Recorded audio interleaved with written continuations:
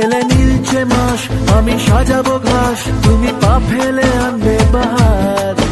এলে মেঘলা দিন, আমি খুব রঙিন হয়ে আজ ছিল আমার অফ ডে। দুপুরে খাওয়া দাওয়ার পর রেস্ট নিচ্ছিলাম। হঠাৎ মেয়ে বলে উঠল, বাবা ভালো লাগতেছে না, প্লেন দেখতে যাব। তার সাথে মেয়ের মাও দেখি তাল মেলাচ্ছে, আর দেখি ছেলেটাও বায়না ধরছে, বলতেছে চলো বাবা চলো ঘুরে আসি। হাজার হলেও আমি তো ভালো হাজবেন্ড আর ভালো বাবা, তাই বললাম যাও সবাই চটপট রেডি হয়ে নাও।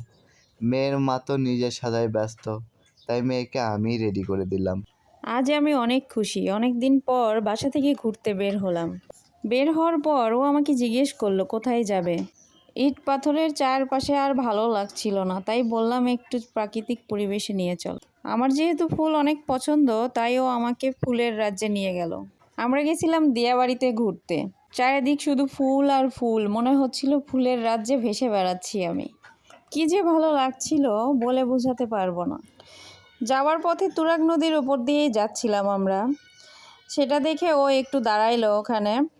ইজতেমার মাঠটা কখনো দেখা হয় নাই, সেটাও দেখালো। খুব ভালো লাগলো। আমার আব্বা প্রতি বছর ইজতেমাতে আসতো। ওখানে গিয়ে আব্বার কথা মনে পড়ে গেল যে আব্বা ঠিক এই জায়গাতেই আসতো ইজতেমা করতে। তুরাগ নদীর ব্রিজের ওপরে একটু দাঁড়ালাম। অনেক সুন্দর বাতাস হচ্ছিল। বাতাস খাইলাম দুইজনে, ঠান্ডা বাতাস, অনেক শান্তি লাগলো।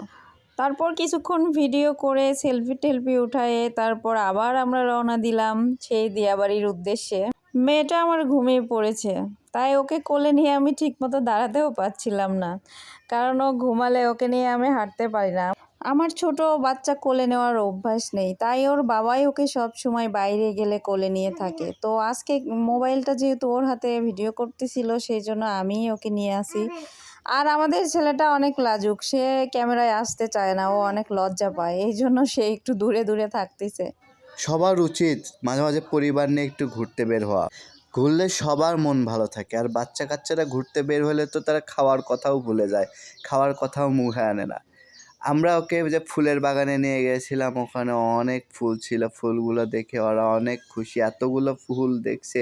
আমার পিচ্চিতে এর আগে এত ফুল দেখে না, এটাই প্রথম যে এতগুলো ফুল ও একসাথে দেখলো, অনেক খুশি সে। আমার মেয়েকে জিজ্ঞেস করলাম, মা তোমার কি এখন ক্ষুধা লেগেছে? ও বলতেছে না আমার ক্ষুধা লাগেনি, আমি এখন প্লেন দেখবো, প্লেন দেখবো, এই বলে কান্নাকাটি শুরু করে দিল।